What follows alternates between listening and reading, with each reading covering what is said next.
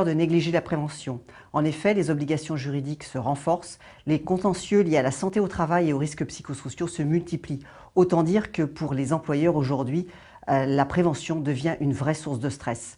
Alors pour aborder cette question, je reçois aujourd'hui Maître Michel Ledoux, avocat en droit social, spécialiste en santé au travail. Maître Ledoux, merci d'être là aujourd'hui. Merci. Alors la santé au travail et la prévention sont devenus des impératifs dans les entreprises, quelle que soit leur taille. Alors ça implique quoi pour les employeurs? Il faut savoir déjà que depuis 2002, la Cour de cassation a décidé que les entreprises étaient tenues à l'égard de leurs salariés à une obligation de sécurité de résultat, voire même d'ailleurs à une obligation de prévention. Autrement dit, les entreprises doivent évaluer les risques avant la survenance des accidents et doivent tracer cette évaluation dans un document qui s'appelle précisément le document unique d'évaluation des risques. Que ces risques soient physiques ou psychiques? Les deux. Et s'ils ne respectent pas ces obligations, quelles sont les conséquences? Il y a d'abord des conséquences pénales, puisque l'employeur ou son représentant peut être renvoyé devant le tribunal correctionnel pour homicide, blessure involontaire, mise en danger d'autrui ou harcèlement moral. Et puis, il y a également les conséquences civiles.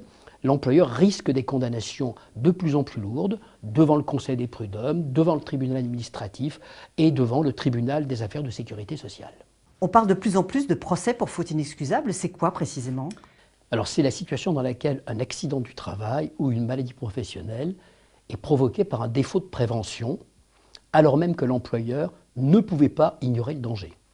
Et dans cette hypothèse, donc, la victime va recevoir des dommages et intérêts complémentaires. On va lui majorer sa rente accident du travail et l'indemniser d'un certain nombre de chefs de préjudice, par exemple les souffrances physiques, les souffrances morales. Et au final, c'est l'entreprise fautive qui paye. Et ça peut lui coûter très cher? Ça peut coûter très cher. Si on prend un exemple d'un accident très grave, ça peut coûter jusqu'à 800 000, 1 million d'euros.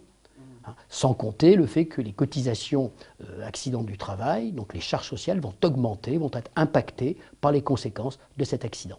Alors quel conseil vous donneriez aux employeurs qui veulent vraiment s'investir sérieusement dans la prévention? D'abord, premier conseil, assurer la conformité réglementaire, c'est-à-dire respecter les dispositions de la 4e partie du Code du travail. Deuxième conseil, évidemment, évaluer sérieusement les risques de façon raisonnée et raisonnable avec les opérateurs, pas de façon abstraite, mais avec ceux qui travaillent, avec ceux qui sont en contact avec ce qu'on appelle le travail réel.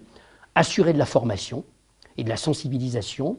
Et puis, pour terminer... Y compris aux managers? Y compris aux managers, puisque si on parle de harcèlement moral, par exemple, les managers de terrain peuvent être poursuivis devant le tribunal correctionnel. Et puis enfin, je pense que l'employeur doit se comporter à l'égard de ses salariés, entre guillemets, en bon père de famille, c'est-à-dire comme il se comporterait à l'égard des gens qu'il aime.